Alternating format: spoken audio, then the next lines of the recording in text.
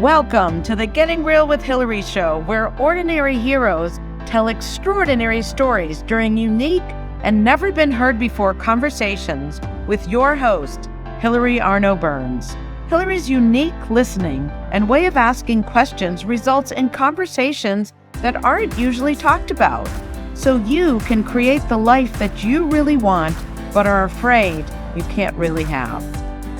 We are demonstrating the greatness in the human spirit and creating a world where we all reclaim our birthright of joy, happiness, purpose, and passion.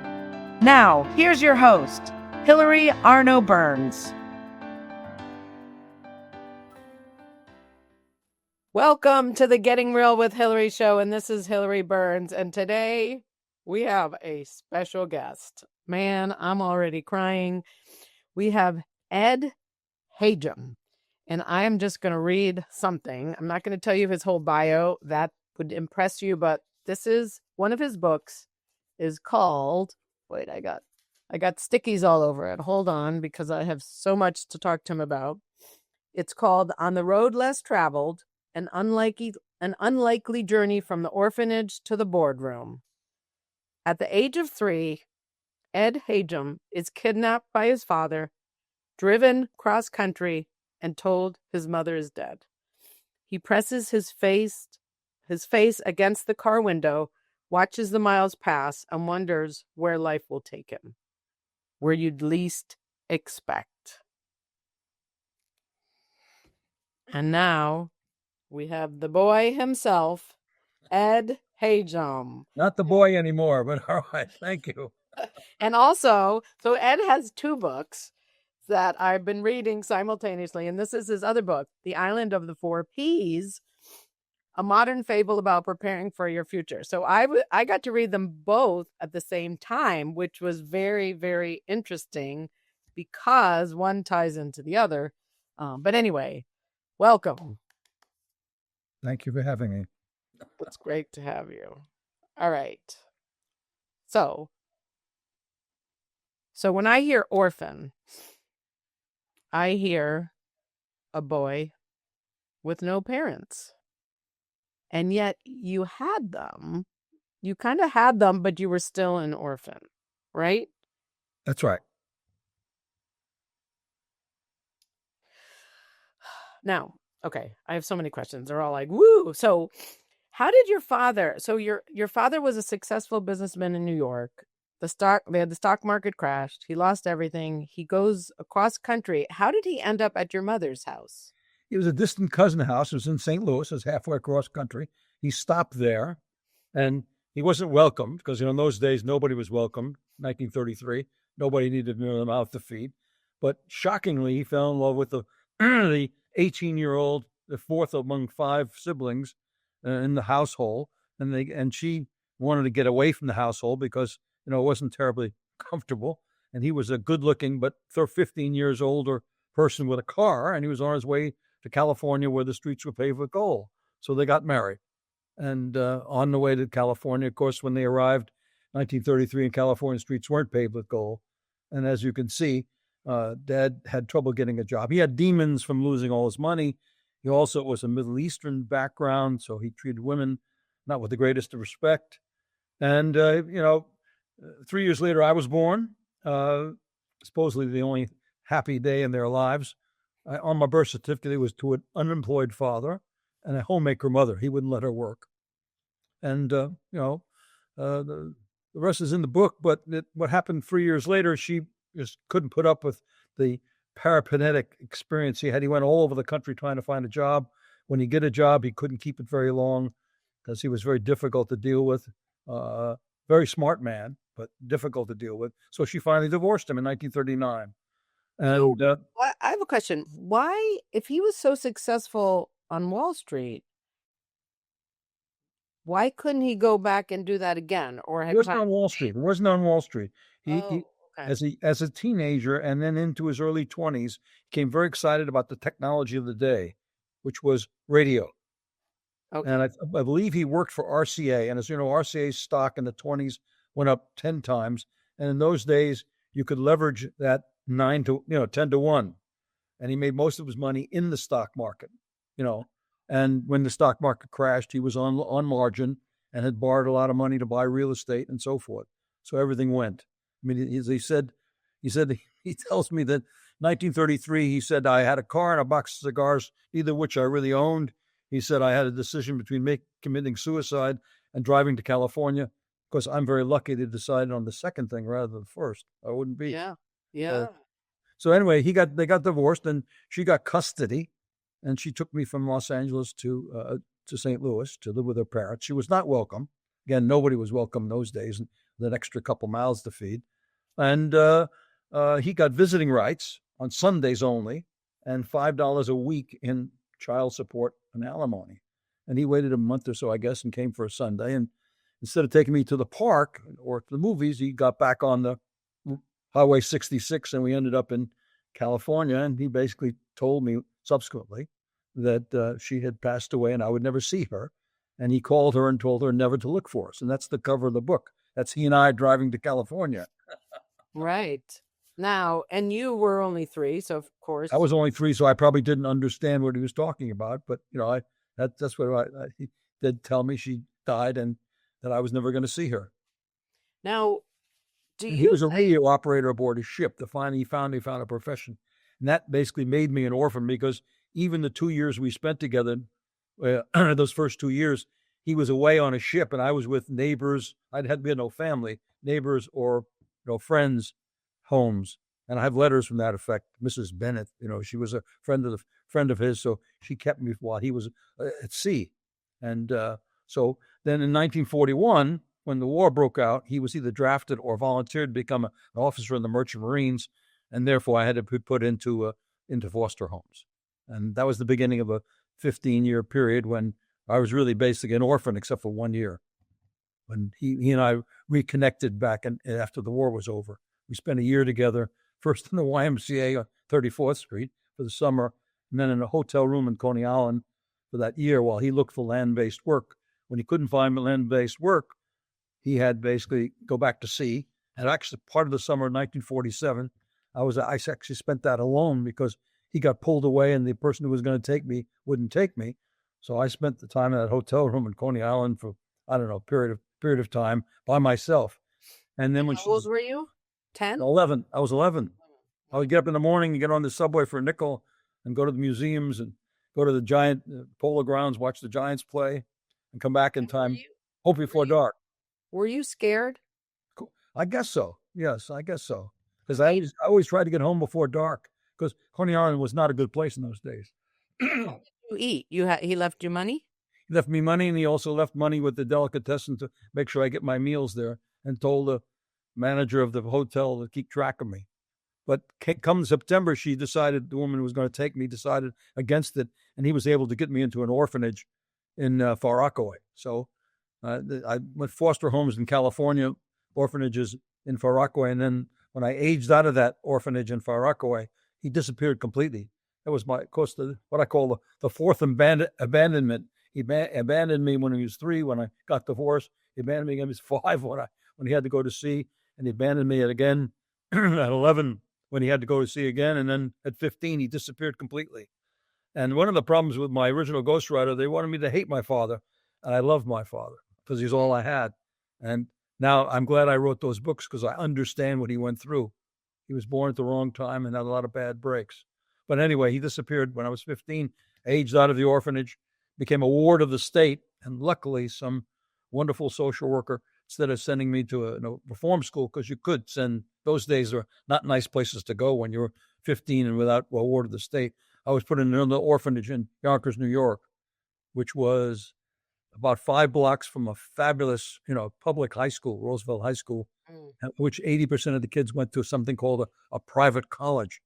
And of course, I got an epiphany then, said, this is my ticket out of my circumstance. And that's what changed everything. And I put my head down, became a good student and a varsity athlete.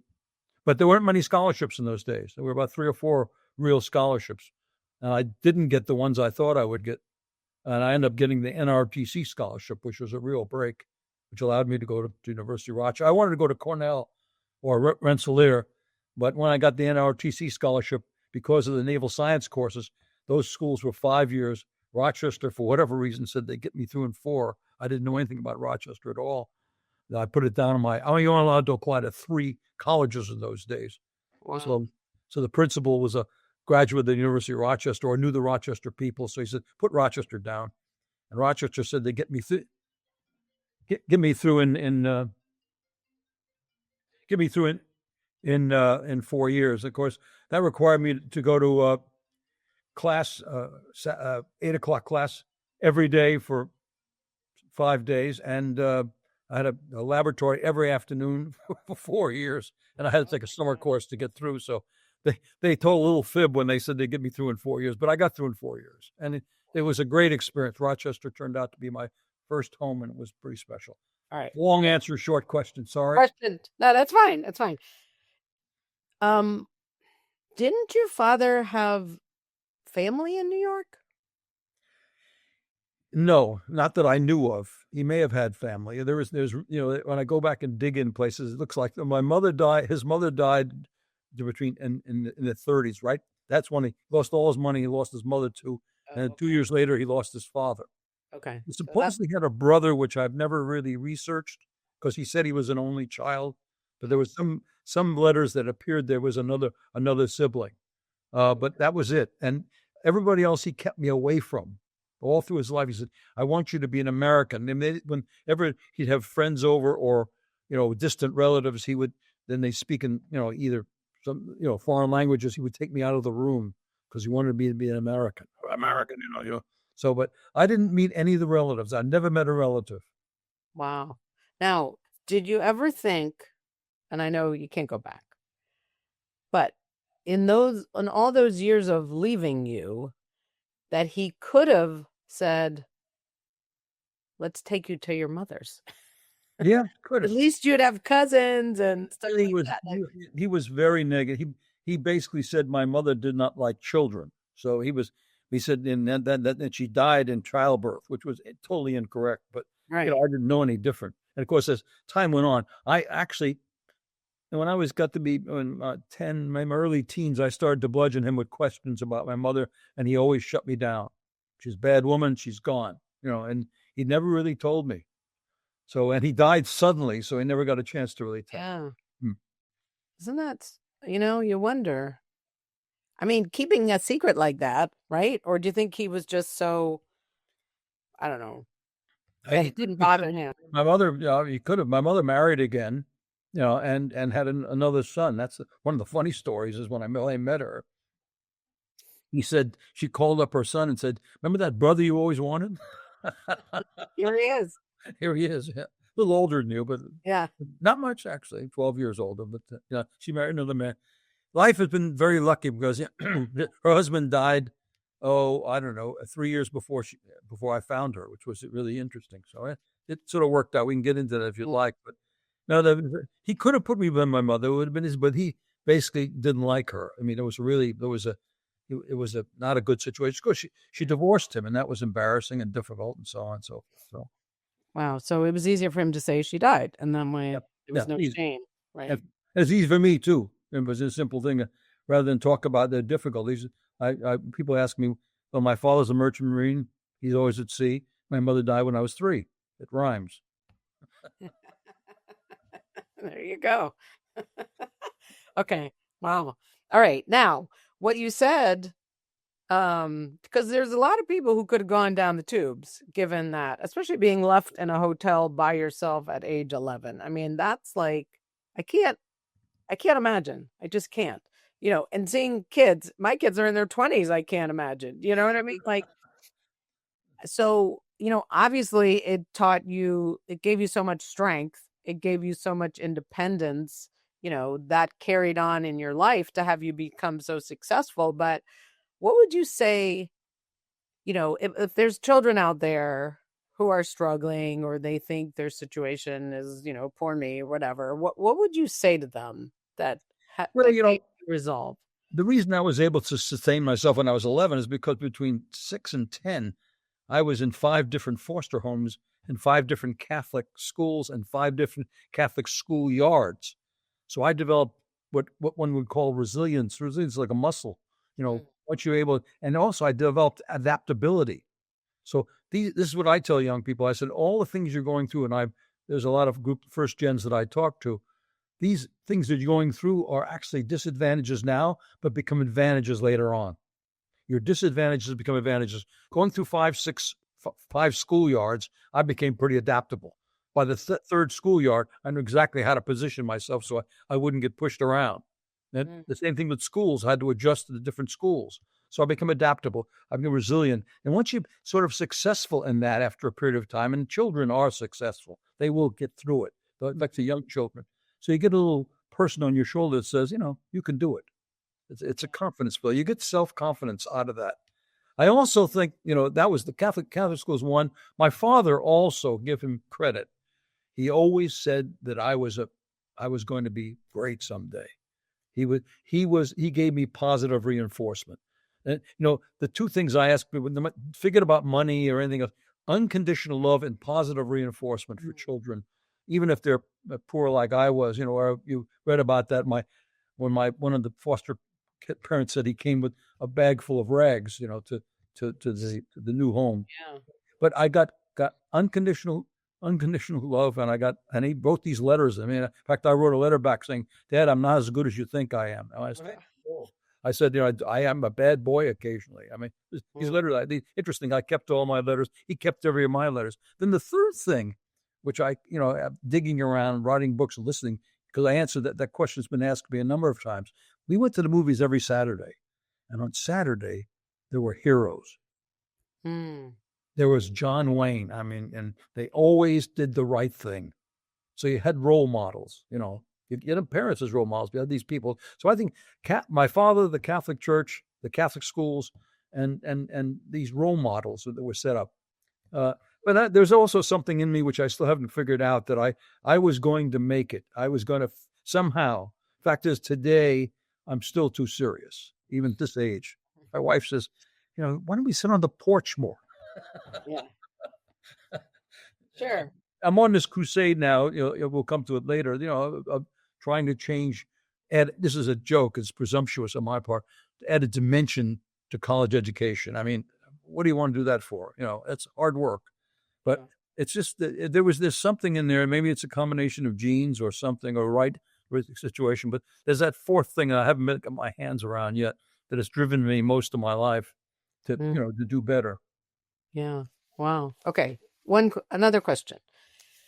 You had a couple of good families out in California, and then your father, obviously you were going to go meet him. He was the guy, and then he takes off again. I know there probably wasn't, or you would have, but like I kept thinking as I'm reading, can't you go back to that nice family in California who they were treating you like their son and stuff like that? They were fabulous. She was convinced that I was going to be a musician. I mean, I was only there 6 months. I think I went through 3 or 4 instruments. She tried to do the saxophone and piano. And she was a wonderful lady, and she treated me very much like her son. She couldn't have any more children, and she wanted another child, and they liked me. And I can still remember it. It was a wonderful experience. And unfortunately, it got interrupted because my father wanted me back again, and so I traveled across country. But that would have been a wonderful family. They lived right on the Redondo Beach, and you crossed over the street and down into the cliff, down into the water. It was a beautiful old house. I can still remember it. And he was a nice fellow, their son. So we got along extremely well. Some of the kids' places where I lived were not, the first foster home was awful. I mean, it was cold and abusive, and the kids were not very friendly, and but the last Mrs. Robb, the last woman, was just fabulous. And I could have gone. If I'd have gone back there, I'd probably been a different person, I'm sure. Yeah. Yeah. But at least she was not. I mean, at least you had a good experience. Oh, no. Again, you say what drove me? That was another role model. I didn't think of it at that time, but that was I want to have a family that was loving. And, I had an example. I had the other example as well. So that's essentially, and again, in the Catholic Church, they made it very clear, they taught you the golden rule. They made it very clear, if you do the right things, you end up in this nice place. And if you do the wrong things, you end up in the other place. And that kind of sticks in the head of a 7-year-old. Wow. That's amazing. Okay. Yeah, I was always wondering, why can't he just go back? Don't leave him in the hotel. in the back, I was like, come on, talking through the It pages. wasn't really his fault. We were all set ready. This woman was going to take me. I was supposed to transfer to her home, and she changed her mind the week before, and he had to go. He was signed on to go on board Yeah. the ship, and so there's nothing he could do. But how could she change her mind? I mean, that's like rude. And there you are. Like, how could you do that to a little boy? But obviously she did, and it's the story. But I was like, like crazy. So anyway, and you ended up in, was it the Jewish home now? Yeah, it's the Israel Orphan Asylum, Israel IOA, Israel Orphan Asylum in Far Rockaway, 2540 Beach Candle Drive. How I can remember that just like yesterday. And I arrived there, and they said, "Here's Eddie. He reads." And of course, I didn't read. I was a little dyslexic and so forth. But that was the story. And it was I changed my single room in the hotel for a room with 50 guys in it, 50 kids in it. Yeah, that was a quite a, and all my closet space went into a drawer under my bed. But it was the orphan asylum gave me the two things I never had for the first 11 years of my life, which is I had consistency and community. And it also, with those days, the local public school was just unbelievable. It was really a wonderful public school, and I flourished at that school. I mean, that's in the book as well. I did all the things. I was a 4'6" basketball player, ping pong champion, and all that kind of stuff. But but it was a good experience, and I flourished there. But the things that happen in an orphanage, you don't get some of the things that kids get. I never learned to ride a bicycle. I never learned to swim. The pool was only 3 feet deep. There were too many kids in it at all times. So, but I've heard a couple of stories where the people ended up in those. Well, they called them. I don't know if they called them the Jewish homes, but the Jewish academy they called it, and they. It really seems like such a wonderful place that they were funded, that kids had a place to be, because a lot of the parents couldn't. I don't know, one woman, the husband left and the mother was pregnant. And anyway, most of the people at Israel Orphan Asylum weren't orphans. Most of the kids had one parent. But they couldn't afford one parent who couldn't afford to keep them or something like that. Yeah, but most kids had one parent. But it was really, but Dad quickly blessing, became right? a persona non grata because he argued about how much he was paying, and then I had to travel to see him. He never came to see me, so one of those things. Wow. All right. So anyway, so you made it through, and if you want more of the details, I'm just gonna say, get this book. It's an incredible. I could not put it down. It's an incredible story. I'll just fill them in. Go to college. End up getting amazing jobs. Go to Harvard Business School, and you end up on Wall Street, right? Right. I mean, a roundabout way. A lot of stops. And don't forget my time as a chemical engineer when I was in plastics before Dustin Hoffman. Right. Plastic. Yeah. So it's quite, the path, but you seem to always know when it was time to leave, right? So this is the part I didn't tell you before. When you were down at EF Hutton, it was the early 80s. I was a consultant. I worked for Arthur Young, one of the big 8 accounting firms at that time. And I started it down in Washington, D.C. We were doing a lot of government stuff. And then I transferred to New York. And let's see, we did a project for the Long Island Railroad. But then I ended up going down to EF Hutton. So I was there in the operations. Oh, wow. And I befriended, she took me under her wing, thank God, because I didn't know anything. Down in operations, we did a study. I don't even remember what it was. But so I was like, whoa, I was there.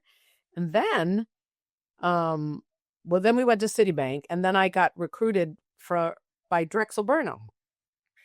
Whoa. So I could have crossed paths. We could have easily crossed paths. Yeah. A lot of Drexel Burnhams were my friends, quite a few of them. And when you said Fred Joseph came to... Fred Joseph came to Furman Cells when I was the chairman. Yeah, I was like, oh my God. So when they went bankrupt, I was only there from 86 to 1990. I got hired the week that Ivan Boesky got arrested. So I was on the downturn, and then But it was a great I mean, it was like high school. Well, Wall Street was a movie. I mean, it was a. It was No, fun. I wouldn't trade that experience for anything. It was a great experience, and Yeah. I came at the right time and left at the right time. Yeah.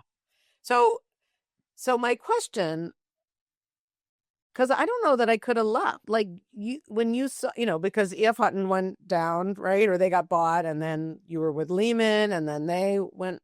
I mean, how did you have the courage or the fortitude to leave before they went down? Like you jumped off. You knew this. You knew that. I know you kept talking about your instincts, like you could feel it. And that's a gift because I don't think most people have that. But how did you know? Anyway, I'll be quiet and let you answer. If you read the last line in my book On the Road Less Travel, my wife asks the question, what's going to happen?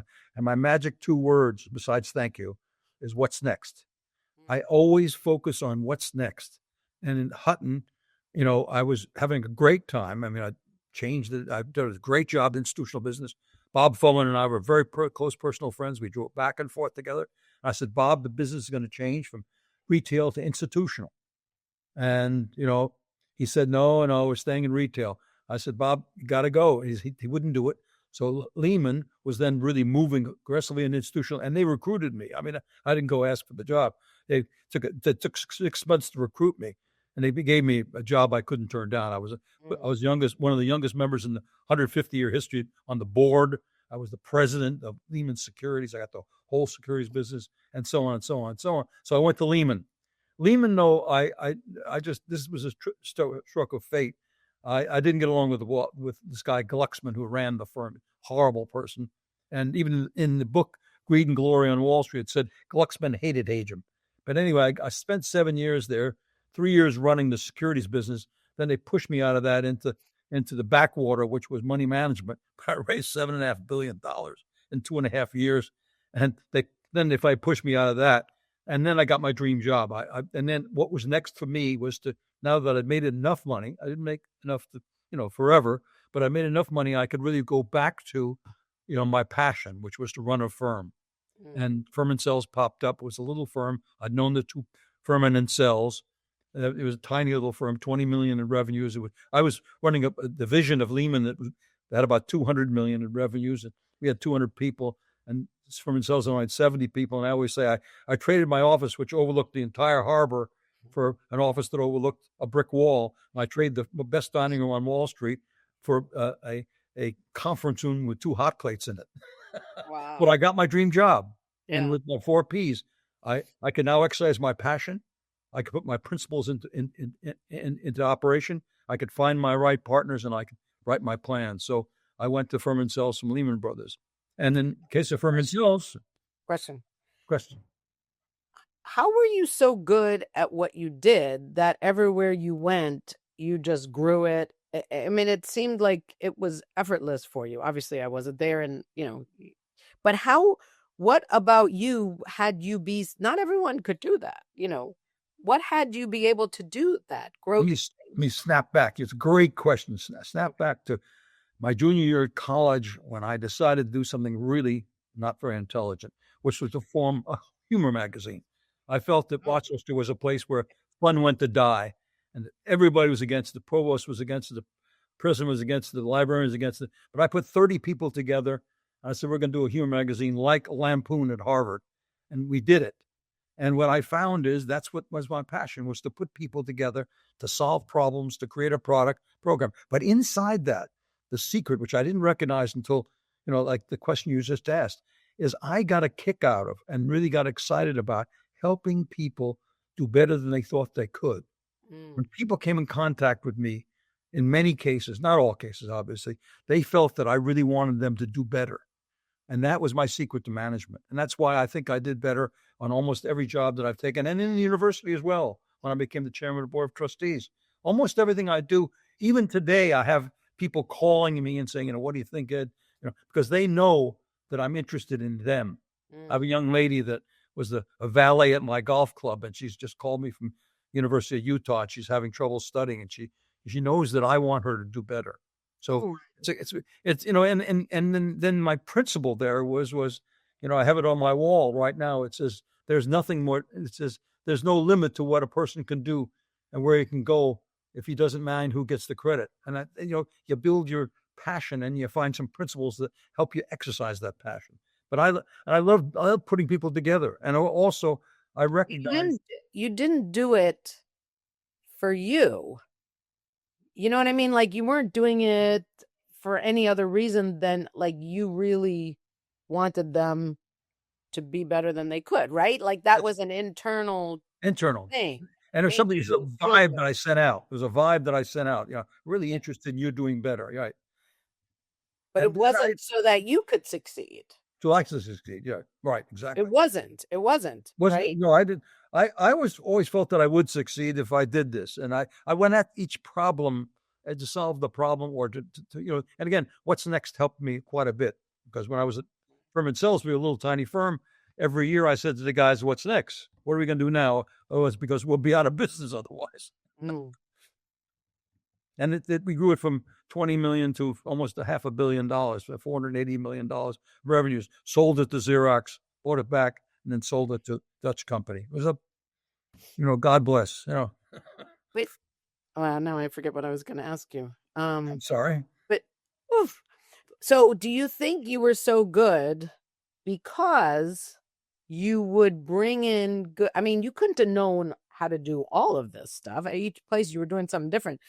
You knew who to bring in, and you knew how to what did you say? You knew how to help people do better than they thought they could.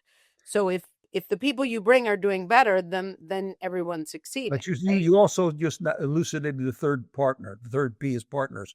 Okay. I found that I was only good as the people I surround myself with. That's another very big secret. Today, especially in today's world, you can't do anything without help. And so therefore, finding the kind of partners you need and the kind of partners you want is very important. And I found in business 3 partners. One, people that could do partners that could do things I couldn't do, period. Partners that could do things better than I could do them. The third partner nobody realizes. I wanted to find partners who do things that I do really well that I don't want to do. If I could find that partner, and I did, I ended up doing things that I want to do that I did well. So that was my secret. And wow. each organization, you need different kinds of partners. When you work in the E.D. Masonary area, like a university, you need different kind of partners. Now I found a partner, and actually somebody found him for me, 6'5" Dartmouth young man. When I was accounting guy, the finance guy, finance guy. Yeah. He did all the accounting, which I struggled with. I mean, I took accounting and all kinds of it. All right, He did IT. He did HR. All that stuff.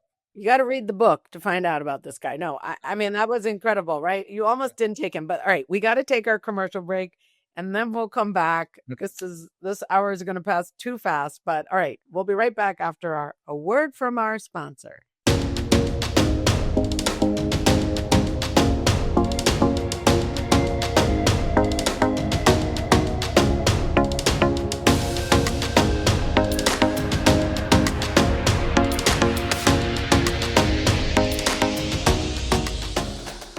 Has social-emotional learning become just one more thing on your teachers' plates?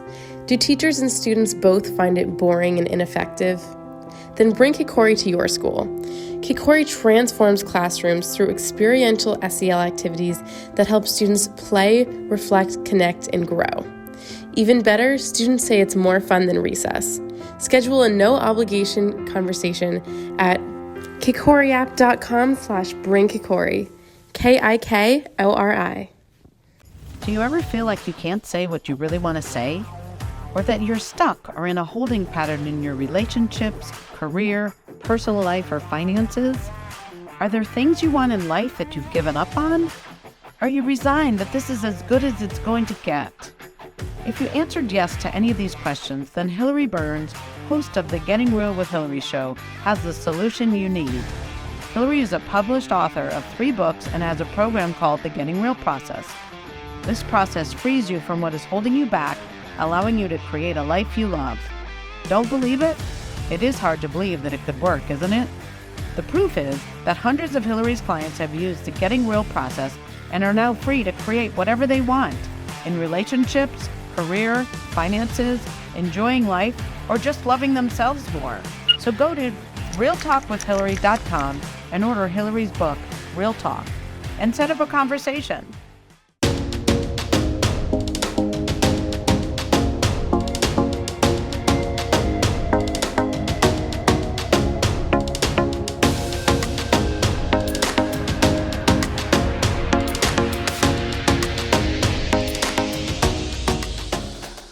Okay, welcome back, and thank you as always to our sponsor, Kokori.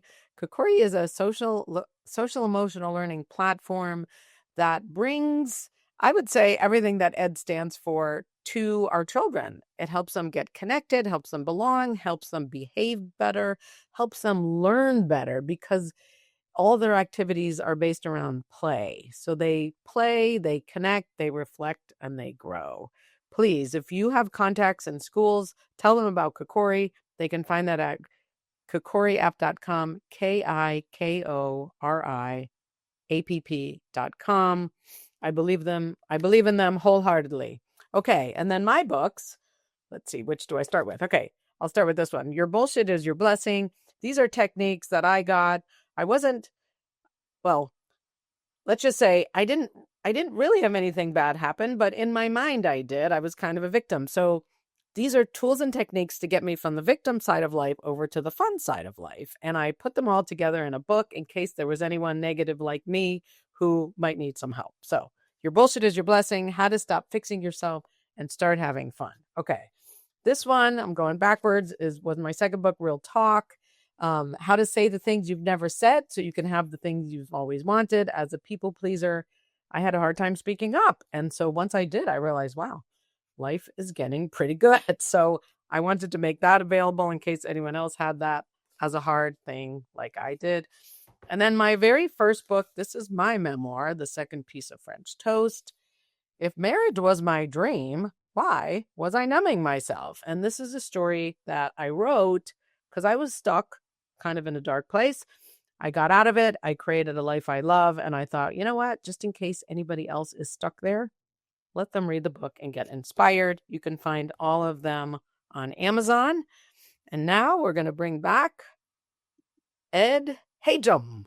I learned how to say his name. Yay. Okay. So, all right, let's just show them your books again. We have The Island of the Four Ps, a modern fable about preparing for your future. Really unbelievable. And the story's great. And also, we haven't said that the pictures, I don't know who did these pictures, well, but they're beautiful. I mean, the whole book, you have this beautiful cover. The whole book is just, it's beautiful. The story's great. The illustrations are great. It just makes. And the woman who did the audible, by the way, had 6 voices. First time she's ever done that. And you can listen to it in 2.5 hours. Wow. Okay. I definitely recommend it. Put it on in the car. You got to do the exercises. That's the thing. I'm still stuck on one of them, but anyway, it really can change your life. And then again, on the road, less traveled. This one you will not be able to put down. You'll just be caught up in Ed's life. I feel like I lived his life for the last couple of weeks. I would wake up thinking about it. I would wake up with questions. I was like, whoa. Yeah. So really, and to me, that's a sign of a good book, is when you're in the book, you're living the book. And I feel like I just lived your life. I was like, now I want to talk to his wife, Barbara, right? I'm like, I have questions for her too, right? All right, let me ask you the one question about Barbara. And I don't know if you can answer it. So they've been married how many years? 60 next August. Okay, 60 years. When she met you, when she was young and you were a little bit older, but she decided she was going to marry you, right? I'm sure you were cute, but what else was it that had her go cross country and chase you until she got you? Do you know? She says it was physical.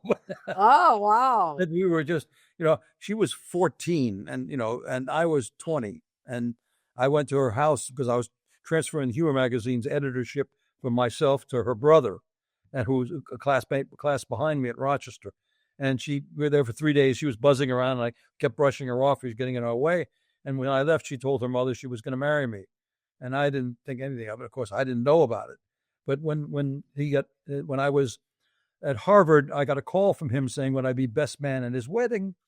And I said, sure. And then I realized I didn't have any money. So I ran over to the placement office and said, find me a ticket. I don't care what it is. And they said, we got this mutual fund company. And mutual fund, okay, but I'll do it.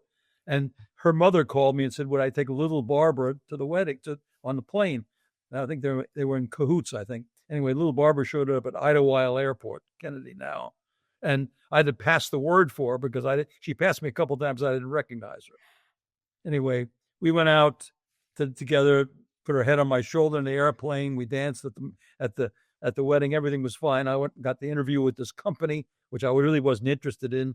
And it turns out we went back to the East. I had called her up and said, would you come up for a weekend? She said, sure. I said, okay, I'll fix you up with somebody your own age. I did. And then I dated her once more. One night I couldn't get a date, so I called and she actually spent a weekend with me. And then she was working in Connecticut as a teacher. I was going to take a job on Wall Street, and I changed my mind last minute. And I went to work for that company that I didn't want to go to work for in California for 10 years. Wow. And then she followed me out and applied to the University of California, San Francisco, to a master's degree in counseling. And we dated that whole year, and then it was over. I ran after her until she caught me. Right.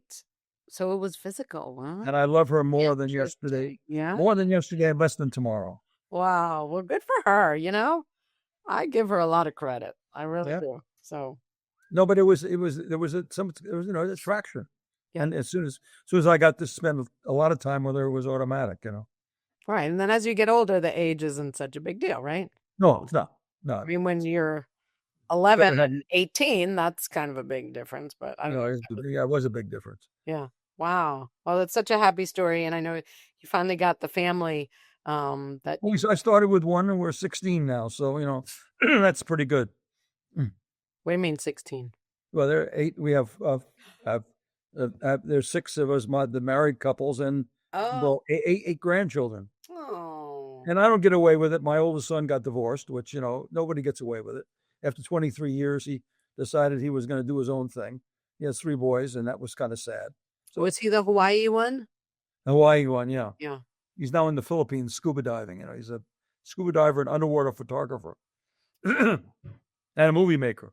He was a very creative guy, but he just didn't want to be married anymore. Yeah. And all his kids are away. They're all either in college or working. So. Wow. All right. So let's go because we have 13 minutes left. Let's talk about your course because that's really what you want to spread the word on, right? Right. Why don't you tell us now? Was it based on this book? Based on based on the Island of 4 Ps. Okay. So tell us. Based on the concept, as I said, that there's 2 kinds of education. One teaches you how to make a living. Another teaches you how to make a life.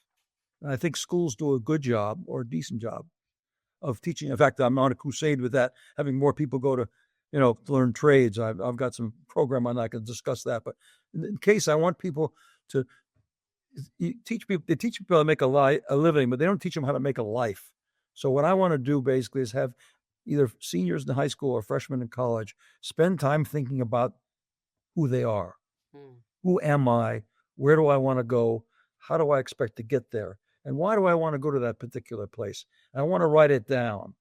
So I've given them what I consider the 4 important words in life. One is self, family, work, and community.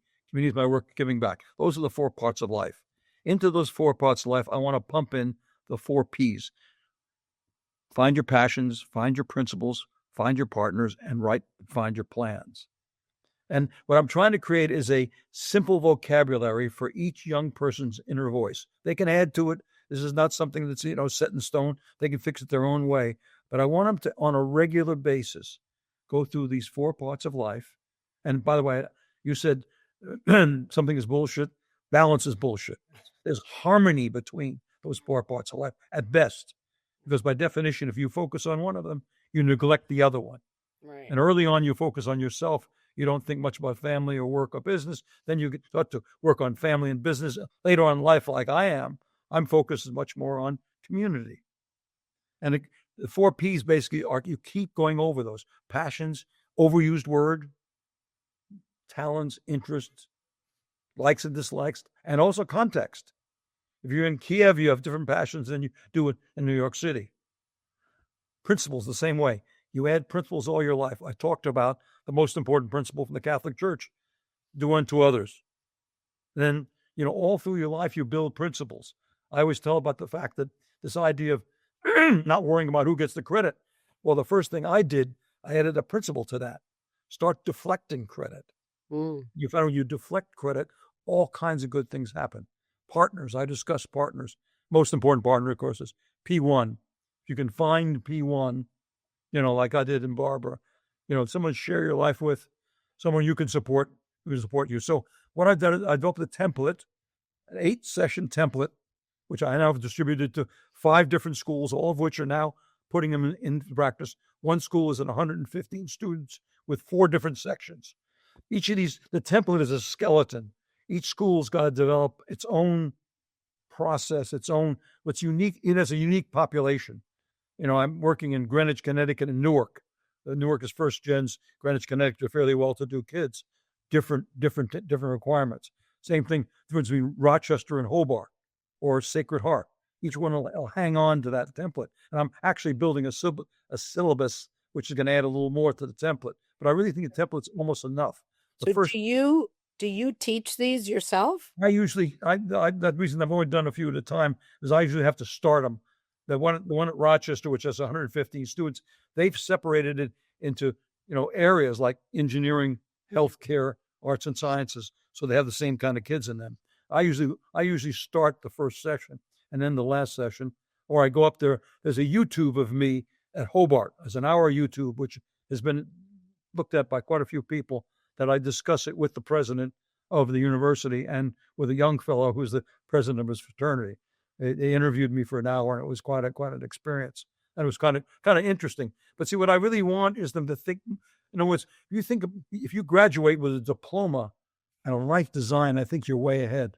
Mm-hmm. Think about all the things you learned at college, which are not terribly important anymore. I was a slide rule guru. I know people don't even, in fact, I mentioned slide rule at Hobart. Half the kids didn't know what that was. But then I got out of the Navy, there was something called a computer. Slide rule was thrown away. A lot of the things I learned in chemical engineering became worthless within 3 to 4 years. And so, but a life design will last a lifetime. And I use it also for people in transition. If you're 50 years old and you've been working for a company for 20 years, and you want to get change, go through this process of thinking about the 4 parts of life, think about your passions, and what's nice about Rochester is they force the freshmen into 3 life scenarios, force them. One that you think you'll make a living in, one, that your parents want you to go into, one that you really like to go into, and so that you may go back to that third thing. And I look at my life. I really wanted to run a company. I started too early trying that, and I failed. I went back in, delayed gratification, got enough capabilities, then finally found a place where I could exercise my passion and, do what I really wanted to do. So this course, in my mind, and this is presumptuous on my part, I think we can add a dimension to college education where they come out with this life design, something they carry with them the rest of their life, and they keep adding to it, subtracting from it. I interest in principles. One of my principles on Wall Street, and you'll go back and find this out, was to live happy, was to live hidden. Stay out of the press. Don't do any comments. People didn't know who I was. I was the CEO and chairman, but they didn't know who I was, which was good because I was focused on running the business. Because I didn't have people have the capability of doing both. I couldn't do both, and I knew that. Now that I'm, selling ideas and books and so forth, I've abandoned the living happy is live hidden. I'm out talking to the Hillarys of the world and scaring myself to death that I'm in the public eye. Wow.